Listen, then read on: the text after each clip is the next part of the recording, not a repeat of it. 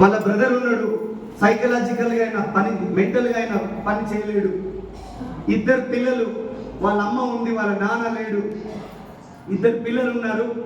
ఈ పిల్లోడు ఒక్కడే పని చేసి ఆ పిల్లల్ని స్కూల్లో చదివించాలి, వాళ్ళ మెంటల్గా ఇబ్బందుల్లో ఉన్న వాళ్ళ అన్నకు మెడిసిన్ ఇప్పియాలి, వాళ్ళ హ్యాండిక్యాప్డ్ ఉన్న వాళ్ళ సిస్టర్ని చూసుకోవాలి, ఆ ఇల్లును మొత్తం గడిపియాలి అంటే ఇతను పని చేయాలి. ఉన్న ఎకరం పొలంలో పని చేస్తూ వెస్టీస్ చేయడానికి నా దగ్గర వచ్చాడు. ఎంతో మోటివేట్ చేసినా, నువ్వు ఇట్లా చేయి అట్లా చేయని ఇంటికి పిలిపించుకోని చెప్పినా, ఎన్ని రకాల మాట్లాడినా, కానీ ఈరోజు అతను లేడు. మొన్న పొద్దుగాల బ్రెయిన్ స్ట్రోక్ అతను చనిపోయాడు. 26 సంవత్సరాల ఒక పిల్లోడు ఇంటి ఏదైతే భారాన్ని మొత్తం తన భుజాల మీద వేసుకున్న వ్యక్తి ఈరోజు పోయి మట్టిలో కలిసిపోయిండు. ఇలా వాళ్ళ అక్క ఎక్కడ పోవాలి, వాళ్ళ అన్నయ్య పరిస్థితి ఏంది, వాళ్ళ తల్లి జీవితం ఏంది, వాళ్ళ అన్న పిల్లల పరిస్థితి ఏంది, ఇలా వాళ్ళ జీవితాన్ని అయోమయం జగన్నాథం ఆ ఊరు జనాలు మొత్తం కంటదా పెట్టుకుని ఏడుస్తున్న పరిస్థితి. అరే ఎట్లయిపోయిందిరా ఈ జీవితం, దేవుడు భగవంతుడు దోసుకొని పోయింది తల్లి, వాడిని ఒక్కరిని ఎలగాసిపోయి ఉంటే ఈరోజు ఇలా వాళ్ళ కుటుంబాన్ని అంతా బాగుపడుతుండేనా. కానీ ఛాన్స్ ఉన్నదా ఈరోజు ఉన్నాడా అతను? ఇలా వాళ్ళ పరిస్థితి ఏంది? భగవంతుడా నారాయణ, మనం అనుకోవద్ది జోలి. ఎవరి జీవితం శాశ్వతం కాదు మిత్రులారా, నిజమా కాదా? ఈ రోజు వస్తే రేపటికి 2, కానీ రేపటికి రూపు లేదు. నిన్న అనేది జరిగిపోయిన గతం, రేపు అనేది దేవుడిచ్చిన వరం.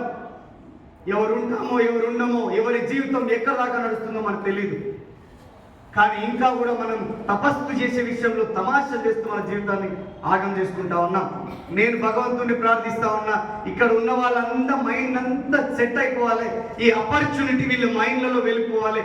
వీళ్ళకి బిజినెస్ అర్థం కావాలి, వీళ్ళు రాక్షసులలాగా పోరాడాలి, వీళ్ళ అకౌంట్లలో లక్షలలో ఇన్కమ్ రావాలి, వీళ్ళ స్టార్లు రావాలి. ఎందుకంటే అసలైన దేవుడు కూడా ఆలోచించాడేమో, ఎవరి జీవితం మారుతుందో. మొన్న పోయిన నా మిత్రుడిని తీసుకురాలేదు, కానీ అతన్ని ఎగ్జాంపుల్గా ఈరోజు ఇద్దరు మారిన కూడా సంతోషమే. ఏం చేయని పరిస్థితి, దిక్కు తోచని పరిస్థితి.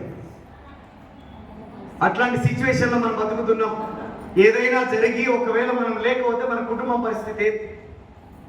నాకు ఒకప్పుడు 5 సంవత్సరాల ముందు నాకు వచ్చిన ఒక ఆలోచననే ఈరోజు నన్ను ఇంత పెద్దగా సంపాదించుకునే లీడర్గా తయారు చేసింది.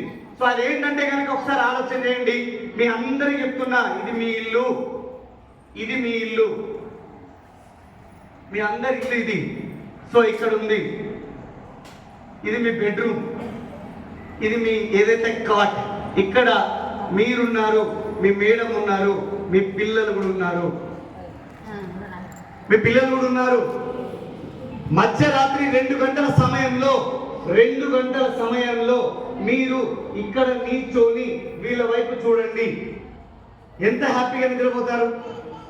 Yes or no? ఎంత హ్యాపీగా నిద్రపోతారా? పోరా? గుర్కాలు కొట్టి వండుకుంటారు. మీ భార్య ఎందుకు నిద్రపోతుంది? నాకేమి ఇబ్బంది, మా ఆయన ఉన్నాడు అని. Yes or no? ఇంకా ధైర్యంగా నిద్రపోతుంది. మీ పిల్లలు ఏమనుకుంటారు? మా అమ్మ మా నాన్న ఉన్నాడు, నాకేంది పరిస్థితి అని. Yes or no? అనొద్ది మాట అంటున్నా. ఒకవేళ ఈ ఆయన అనే వ్యక్తి, నాయన అనే వ్యక్తి లేకపోతే వీళ్ళు అంతే హ్యాపీగా నిద్రపోతారా? వాళ్ళు నిద్రపోతారండి. బిజినెస్ మీకు అవసరం లేదు. వాళ్ళు పడే బాధలు కనుక మీరు ఈ రోజు చూడగలిగితే, ఈ రోజు నుంచి మీరు నిద్రపోకుండా మీరు పని చేయడానికి తయారవుతారు.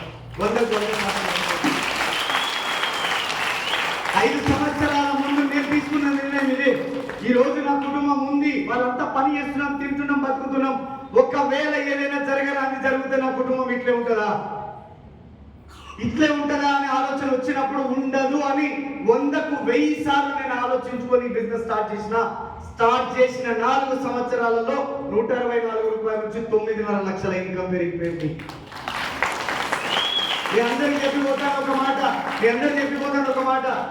ఈరోజు లొల్లులు, కోపాలు, ద్వేషాలు ఎవరికి లేవు. ఒక 5 నెలలైతే 3 నెలలైతే మీరు ఈ భూమి మీద ఉండరు అని మీకు తెలిస్తే మీరు ఈ రోజు నుంచి ఏ విధంగా ఉంటారో ఒకసారి మీరు ఆలోచించండి. ఎవరితో లొల్లు పెట్టుకుంటారా? ఎవరితో గొడవ పెట్టుకుంటారా? ఎవరితో మనం మాట్లాడతామా? కోపంగా మాట్లాడతామా? వేరే ఎవరైనా కోపంగా మాట్లాడినా వాళ్ళు 2 దెబ్బలేసి ఒరే తిట్టడం ఎందుకని చేస్తున్నారు అని చెప్తాం. Yes or no? ఎందుకు అంటే ఈ జీవితమే అలా తయారైపోయింది.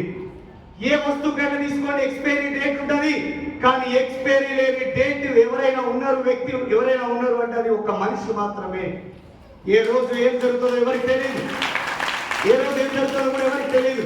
అట్లాంటి సిచ్యువేషన్ లో ఈ కోపాలు, ఈ బాధలు, ఈ ఇబ్బందులు, ఈ కష్టాలు ఎన్ని రోజులు మనకి? ఎన్ని రోజులు? ఒక్కసారి ఆలోచించండి. 30 ఏళ్ళు కష్టపడి మన జీవితంలో ఏం లేదని వెనక్కి తిరిగి చూసుకుందామా?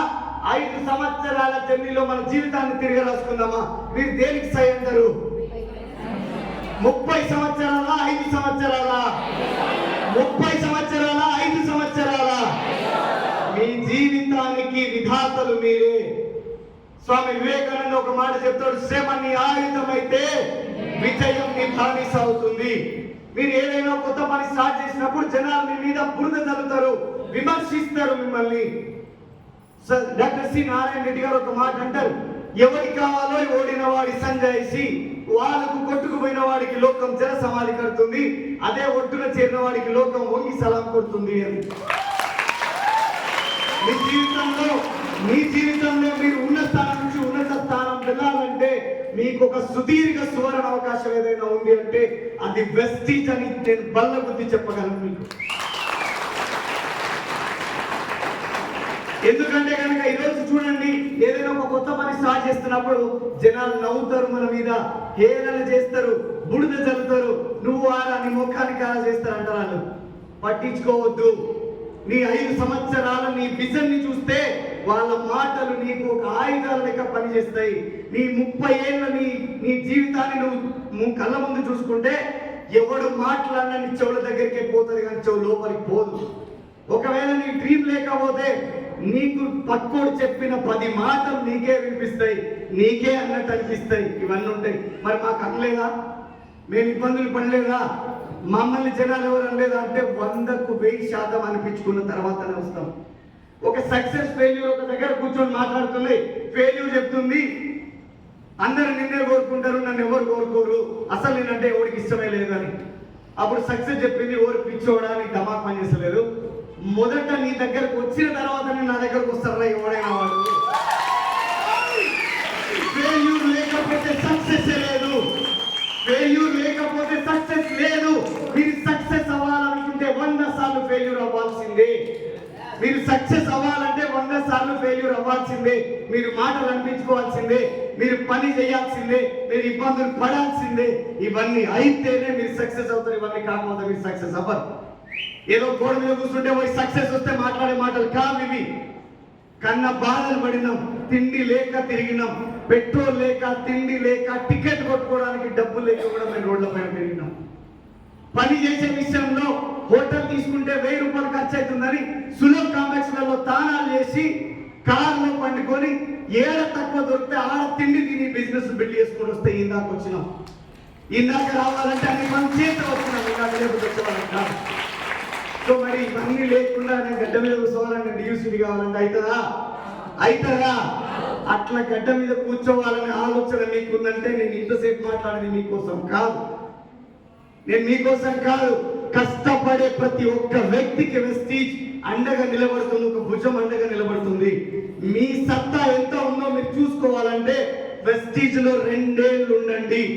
చేతగానోడు ఏదైనా మాట్లాడతాడు, వాడి మాటలు వింటే మీరు కూడా అట్లే తయారవుతారు. నువ్వు ఒకవేళ కరెక్ట్ పర్సన్ అయితే, నువ్వు కూడా నిజమైన మనిషి అయితే 2 ఏళ్ళు వెస్టీజ్ లో ఉండి ఇది నాతో కాలేదని చెప్పొచ్చు, మనం దాన్ని ఒప్పుకుందాం. అదర్వైజ్ లేదు. నాకు చాలా మంది మాట్లాడతారు, కొంతమంది మాట్లాడితే నాకు వినాలని కూడా అనిపించదు. ఎందుకంటే నోరు తెరిస్తే దరిద్రం, నోరు తెరిస్తే నెగిటివే.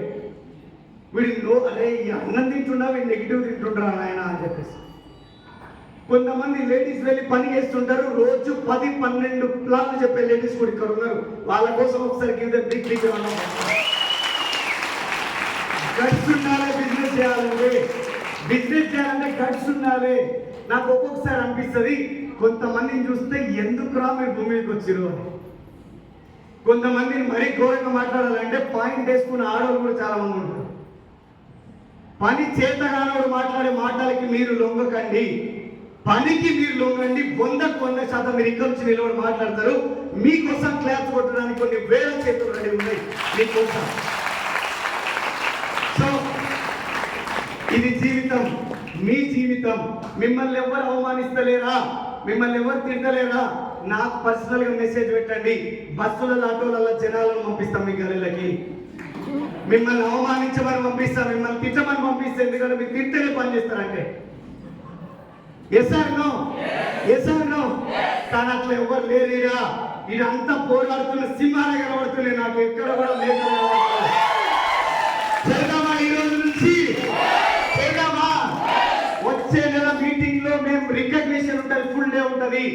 విత్ లంచ్ తో నేను ప్రోగ్రామ్ స్టార్ట్ చేస్తా. ఇక్కడ నుంచి మీ అందరి కోసం నేను ప్రామిస్ చేస్తున్నా. మేము రెడీ ఉన్నాం మీకు రికగ్నిషన్ చేయడానికి.